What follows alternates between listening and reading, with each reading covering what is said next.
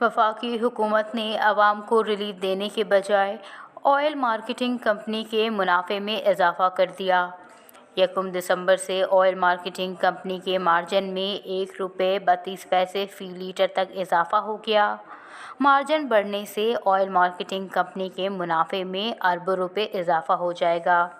جاری کردہ نوٹیفیکیشن کے مطابق پیٹرولیم پر OMC مارجن 32 پیسے اضافے سے ₹4 فی لیٹر اور ہائی اسپیڈ ڈیزل پر OMC مارجن ₹1.32 اضافے سے ₹5 فی لیٹر کر دیا گیا۔